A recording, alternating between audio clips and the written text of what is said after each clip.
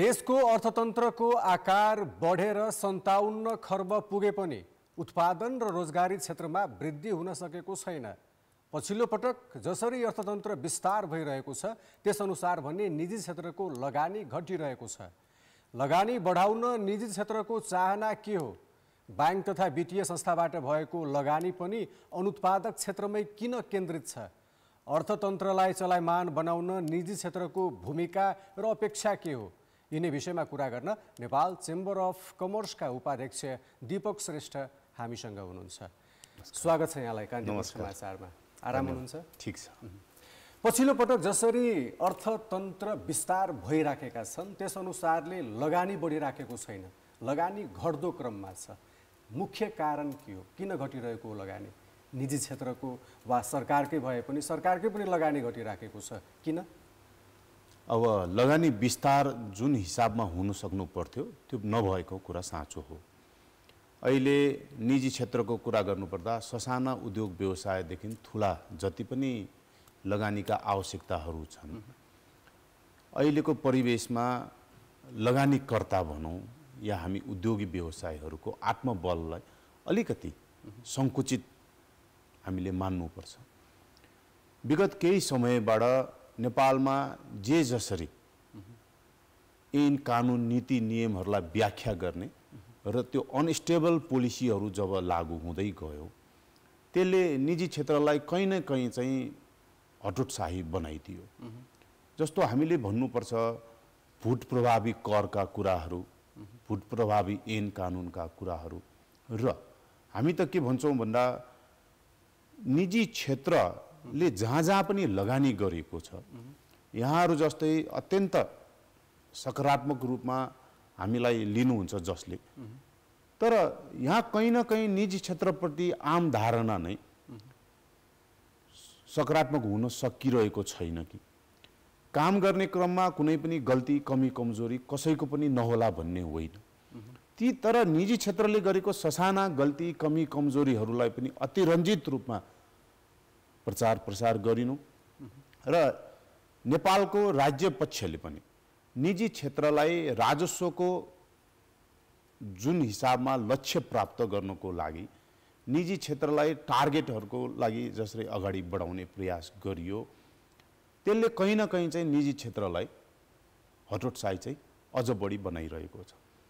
विगत केही समयको कुरा गर्नु पर्दा तर निजी क्षेत्र पनि त राज्यको निगरानी भित्रै बस्नुपर्ने हो नि त। निगरानी त सधैँ चाहिन्छ, निजी क्षेत्रलाई निगरानी पनि चाहिन्छ र अभिभावकत्व पनि चाहिन्छ।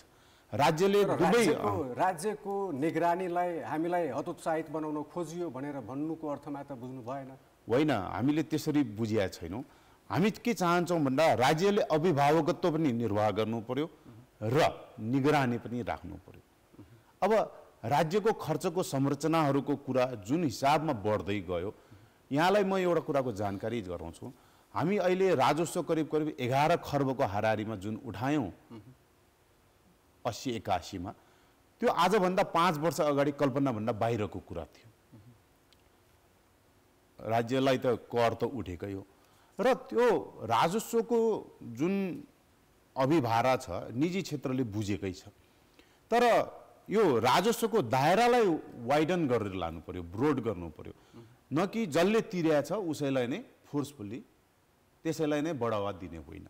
यहाँलाई मैले अनुरोध एउटा कुरा के गर्न चाहन्छु भन्दा नेपाल चेम्बर अफ कमर्सको धारणा जहिले पनि के हो भन्दा 2055 सालमा जब नेपालमा भ्याट सिस्टम लागू भयो त्यो बेलामा भनिएको थियो निजी क्षेत्रलाई अब भ्याट र आयकर बाहेकको अन्य सबै करहरू समयक्रममा हटाउँदै गइन्छ। तर हामी हेर्दै जान्छौँ अहिले बिस्तारै बिस्तारै बिस्तारै नेपालमा उत्पादन हुने सम्पूर्ण सामग्रीहरूमा अन्तशुल्क लाग्न थालियो र भन्नलाई त हामीलाई के भनिन्छ भन्दा अन्तशुल्क भने त उपभोक्ताले तिर्ने हो नि, तपाईँहरूलाई किन टाउको दुख्यो? भ्याट त उपभोक्ताले तिर्ने हो नि, तपाईँहरूलाई किन टाउको दुख्यो? निजी क्षेत्रलाई यो प्रश्न गरिन्छ, तर वास्तवमा अन्तशुल्क भ्याट उपभोक्ताले तिर्ने नै भए पनि त्यसको हिसाब किताब राख्ने तरिकाहरू र त्यसमा अन्तशुल्क त अझ विशेष त म कस्तो भन्छु भन्दा मदिरा सुर्तीजन्य र खैनीजन्य जुन अत्यन्त स्वास्थ्यको लागि हानिकारक वातावरणलाई हानिकारक चिजहरूमा मात्र अन्तशुल्क लाग्ने परम्परा विश्वभरि छ। तर हामी कहाँ के जवाफ दिन्छ भन्दा राजस्वको लक्ष्य पूरा गर्नको लागि यो वैकल्पिक उपाय लिनु पर्यो भनिन्छ। अब हेर्नुहोस्, हामी ससाना चिजमा पनि अन्तशुल्क लगाउँदै जाँदाखेरि त्यसले व्यवसायलाई हतोत्साही अझ बढी गरिदियो। किन हिसाब किताब राख्ने तरिका ठ्याक्कै मिल्न नसक्ने, अनि त्यो मिल्न नसक्ने बित्तिकै त्यसको इन्तु परन्तु वा भन्ने शब्द जुन प्रयोग गरिन्छ त्यसले जरिवानाका ठुला ठुला रूपहरू देखाउने एउटा कुरा थियो। अहिले नै भर्खरको कुरा सरकार राजस्व असुल्न मात्रै केन्द्रित भयो, पक्कै पनि हो हैन। हामी चाहिँ के भन्छौँ भन्दा काम गर्ने वातावरण बनाइदिनु, कामलाई ब्रोडन रूपमा गर्न सक्ने आत्मविश्वास बढाइदियो भने सरकारको राजस्व अटोमेटिकली बढ्छ। न कि मलाई राजस्व चाहियो भनेर लक्ष्य निर्धारण गर्ने बित्तिकै राजस्व बढ्दैन। र अहिलेको विषम परिस्थितिको कुरा गर्नुहुन्छ, जब 72 सालको भूकम्प गयो, नाकाबन्दी पनि भयो, त्यसपछि त नेपालको जीडीपी निजी क्षेत्रले अत्यन्त उत्साहीपूर्वक अगाडि बढाएकै हो। झन्डै झन्डै 3 वर्षसम्म हामी 6% भन्दा माथिल्लो जीडीपीको ग्रोथ लिएकै हौँ। अब अहिले भन्छौँ हामी भन्सारको डाटाहरू हेर्छौँ, सबैतिरको डाटा हेर्छौँ, 100 रुपियाँको डलर 132 रुपियाँ पुगिसक्यो, 134 रुपियाँ पुग्यो। त्यो कारणले आयात हुने सामग्रीको क्वान्टिटी यति घटिसकेको छ, सरकार भन्छ होइन धेरै फरक परेको छैन, तर त्यो डलरको इक्विभ्यालेन्टले त्यो मूल्याङ्कन रेट बढेर न अहिलेसम्मको राजस्व असुल यति भइरहेको हो। नत्र बिजनेसको जीडीपीको साइजै घटिसक्यो। नेपाली मुद्राको मात्र कुरा गर्नुपर्दा 100 रुपियाँको डलर आज 3 वर्षभित्र 134 रुपियाँ पुग्यो हैन। यो कुरालाई पनि त प्रभावकारी रूपमा अध्ययन गर्न अत्यन्त जरुरी छ। र अर्को कुरा, जस्तो भू राजनीतिक अवस्थाको कुरा गर्नुपर्छ, यो 3 वर्ष अगाडिबाट 2.5 वर्ष अगाडिबाट भू राजनीतिको कुरा गर्नुभन्दा पहिला जस्तो कि लगानीकर्ताहरूको मनोबल सरकारले बढायो कि बढाएन? अहिलेको वर्तमान सरकार हामी निजी क्षेत्रलाई लगानी गर्ने वातावरण बनाइराखेका छौँ, त्यसका लागि प्रतिबद्ध छौँ भनेर लगातार दाबी गर्दै आएको छ, तर निजी क्षेत्र विश्वस्त हुन सकिराखेको छैन। यो अवस्था किन आयो? यसमा के कारणहरू छन् र लगानी बढाउन सरकारले के गरिदिनु पर्यो, के वातावरण बनाइदिनु पर्यो? त्यतापट्टि जाउँ। लगानी बढाउनको लागि सबैभन्दा पहिला उपभोक्ता बच्नु पर्यो। हामी कहाँ विगत केही समयदेखि नेपालीहरू देश छोडेर बाहिर जाने क्रम बढ्यो, यसले आम उपभोक्ताको सङ्ख्या पनि घट्यो। यतातिर पनि त अध्ययन गर्नु पर्यो। भएका उद्योग कलखरा जति पनि लगानी गरिए त्यो आजको दिनमा सायद 50% को उत्पादन क्षमताको हाराहारीमा मात्र सञ्चालित छ। र अर्को कुरा, 2067 सालमा जुन त्यो बेलाको तत्कालीन परिवेशमा जसरी कानुन बमोजिम आर्थिक ऐन 2058 बमोजिम तिरिएका नेपालीहरूले तिरिसकेको जुन अडिट रिपोर्टहरू छ, बुझाइसके अडिट रिपोर्ट, ती अडिट रिपोर्टहरू अहिले आएर खोटलिएको छ। तपाईँ हेर्नुहोस्, यो नक्कली भ्याट बिल भनेर होला या अन्तशुल्कका कुराहरू भूत प्रभावित। अनि आज कसैले हिजोको दिनमा 5 लाख रुपियाँको बिलको कुरा होला, आज त्यसको जरिवाना र ब्याज गरेर त्यो पुग्यो 12-15 लाख रुपियाँ। यी भूत प्रभावी करहरूको कुराहरू भयो। र भनेपछि यो मा नीति परिवर्तन गरिदिनु पर्यो, अथवा जे ऐन छ, जे कानुन छ, जे अस्पष्ट छ त्यसलाई सरकारले स्पष्ट पारिदिनु पर्यो। सरकारले हरेक नीति नियम ऐन कानुनहरू प्रकाशित गर्दाखेरि स्पष्ट व्याख्यासहित प्रकाशित गरिदिनु पर्यो, स्पष्टता हुनु पर्यो। हामी कहाँ के छ, ऐन कानुन नियमावलीहरू आउँछ र त्यसको व्याख्या सबै कर्मचारी र सबै निजी क्षेत्रले आफ्नो हिसाबमा बुझिदिँदाखेरि अनि समय समयमा ठुल्ठुला संवेदनशील हिसाबमा यी मार्काहरू निजी क्षेत्रलाई नै पर्न गएको छ। अहिलेको सरकारसँग निजी क्षेत्र विश्वस्त छ कि छैन? अहिलेको सरकारले निजी क्षेत्रलाई पनि विश्वासमा लिने प्रयास गरिरहनु भएको छ, हामीले पनि देखेका छौँ। र निजी क्षेत्रले पनि केही आश चाहिँ गरेको छ। के अपेक्षा, केही अपेक्षा गरेका छौँ। के छन् त्यो अपेक्षा? मुख्य भनेकै यो राजस्वको जुन ऐन कानुनहरू छ यसको स्पष्ट व्याख्या हुनु पर्यो र व्यापारीले उद्योगीले कुनै पनि कमी कमजोरी भयो, गल्ती भयो भने त्यसलाई अपराधीको रूपमा लिइहाल्न चाहिँ भएन। हाम्रो देशको अहिले सम्पूर्ण निजी क्षेत्रको मानसिकता नै कमजोर भइरहेको स्थिति छ, यसलाई चाहिँ बचाउनु पर्यो। अझ म त के भन्छु भने हामी नेपालीहरूलाई नेपालमा बसेर काम, उद्योग, व्यवसाय, इलम, रोजगारी गर्ने वातावरण बनाउनु पर्यो।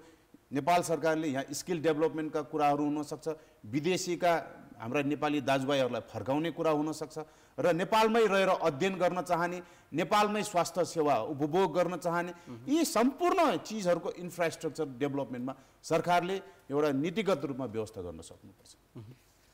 अब अहिले पछिल्लो पटक हेर्ने हो भने बैंक तथा वित्तीय संस्थाहरूबाट कर्जा प्रवाह पनि बढेको देखिन्छ, तर ती कर्जा प्रवाह बढ्दा पनि अनुत्पादक क्षेत्रमा लगानी केन्द्रित छ, उत्पादन क्षेत्रमा हुन सकिराखेको छैन।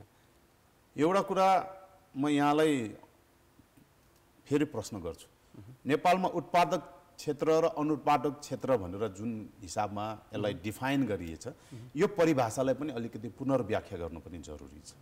कसरी गर्ने?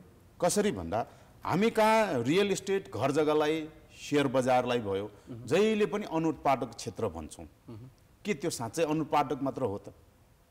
नेपालीको बाध्यता के छ, हामी उद्योग व्यवसाय गर्छौँ, हामीलाई मोर्टगेज राख्नलाई जग्गा नभइकन उद्योग सञ्चालन हुँदैन, उद्योग राख्नलाई प्रपर्टी सरकारले दिन सक्दैन भनेपछि जग्गा किन्नु पर्यो। एउटा हेर्नुहोस् है, अनि त्यो उद्योगमा गरेको लगानीको ठुलो हिस्सा चङ्क अफ प्राइस चाहिँ त्यो जग्गा किन्न र त्यसमा संरचना विस्तार गर्नमा लागेको हुन्छ। तर हाम्रो यहाँ ट्याक्सेसन पोलिसी भन्नुहोस् या बैंकिङ पोलिसीले त्यसलाई अनुत्पादक हिसाबमा राखिएको छ। एउटा कुरा त्यो, र अर्को कुरा नेपालीहरूको परम्परागत हिसाबमा भोलिको भविष्य विदेशमा जस्तो सुनिश्चित त छैन। आफ्नो स्वास्थ्य उपचारको लागि होला, आफ्नो जीवन धान्नको लागि, भविष्यको लागि सक्नेले 2 कोठे 4 कोठे भए पनि घर बनाउनु पर्ने बाध्यता पनि छ। हाम्रो त्यो आवश्यकता हो, विदेशसँग दाँजेर हुँदैन, हाम्रो यहाँको आवश्यकता हो, बाध्यता पनि हो। र ती कुराहरूलाई पनि नेपाल सरकारले बुझिदिनु पर्यो, राष्ट्र बैंकले पनि बुझ्नु पर्यो र बैंकिङ च्यानलले सबैले पनि बुझ्नु पर्यो। हाम्रो यहाँ समस्या अहिले बैंकिङमा देखिएको, यहाँले भन्नुभयो जस्तो लोनको डिमान्ड बढ्न सकेन, एउटा कुरा छ, र लोन चाहिँ जुन प्रोडक्टिभ सेक्टरमा जानुपर्ने हो त्योमा गएन भन्ने कुरा छ। एउटा कुरा त प्रोडक्सन सेक्टरै अहिले सङ्कुचित भएको स्थिति छ। हामीले लास्ट इयरको जीडीपीको रिपोर्ट हेऱ्यौँ भने हुनुपर्ने भन्दा करिब 20% प्रोडक्सन सेक्टर कम भएको छ, र यतापट्टि हेरौँ भने निर्माणको सेक्टर पनि कम भएको छ। यो जुन ठुलो हिस्सा हो। र अर्को कुरा, यो 3-4 वर्षको बिचमा यो बैंकिङ सेक्टर र कुरा गर्नुपर्छ, यो त्यसपछि यो इन्सुरेन्स सेक्टर, यो दुईटै सेक्टरलाई जोगाउनलाई बैंकिङ सेक्टरलाई राष्ट्र बैंकले निगरानी पनि गरेको छ, र बैंकिङ सेक्टरको कसरी प्रिभिलेज राख्ने, उसको बैंकिङ सेक्टरको नाफा कसरी बचाएर राख्ने भन्ने विषयमा पनि राष्ट्र बैंकले ध्यान दिएको छ। त्यस्तै गरेर यता इन्सुरेन्स सेक्टरलाई चाहिँ बिमा प्राधिकरणले हेरेको छ। हामी आज नेपाली, सर्वसाधारण नेपाली कुनै पनि बैंकमा गएर ऋण लिन जानुभयो आवश्यकता परेर, हामी जस्तो आवश्यकता छैन भन्दै चाहिँ बैंकले दिन आउँछ, तर जसलाई आवश्यकता परेर बैंकमा ऋण लिन जानुभयो भनेदेखि त्यो बेलामा त्यो मान्छेलाई गरिने जुन व्यवहार छ, जुन डकुमेन्टेसन छ, त्यो साँच्चै नै आताताई छ, झन्झटिलो छ, असाध्यै झन्झटिलो। र मान्छे सकुन्जेल त अब त कस्तो परिस्थिति भयो, यो 2-3 वर्षको जब हाम्रो राष्ट्रमा अलिकति स्ल्यागनेस आइसकेपछि मान्छेले के भन्न थाल्यो, बरु घर बेचेर ऋण तिर्दिउँ।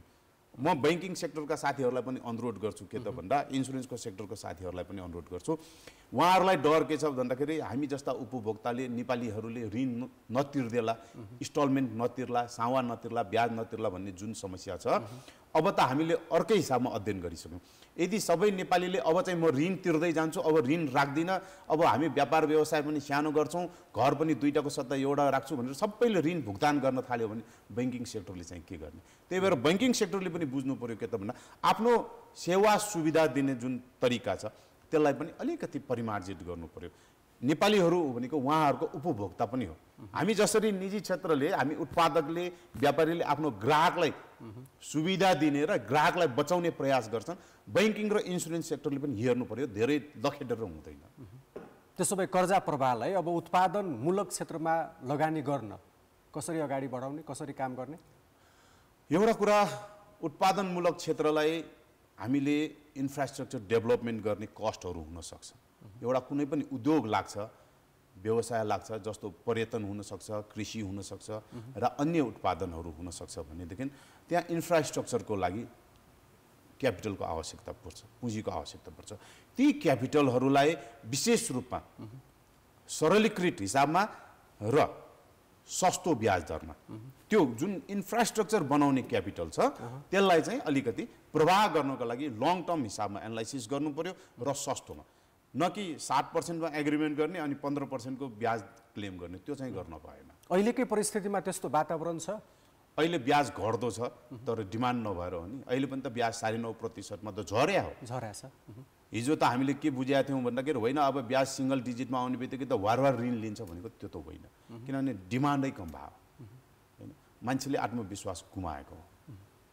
अर्को कुरा जस्तो कि शेयर बजारलाई अर्थतन्त्रको अनुहार भनिन्छ, एउटा ऐनाको रूपमा पनि बुझिन्छ। अहिलेको परिस्थिति हेर्ने हो भने देश आर्थिक सङ्कटबाट माथि उठिसकेको अवस्था हो।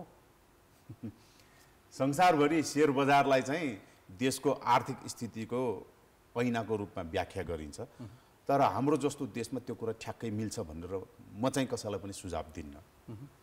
हाम्रो देशको हिजोको परिस्थिति पनि हेर्नुहोस्, जब कोरोनाको सङ्क्रमण काल बढ्यो, देशभरि उद्योग व्यवसाय बन्द भयो, आम्दानी छैन कुनै पनि उद्योगको, तर त्यही कम्पनीको सेयरको भाउ बढ्दै गयो।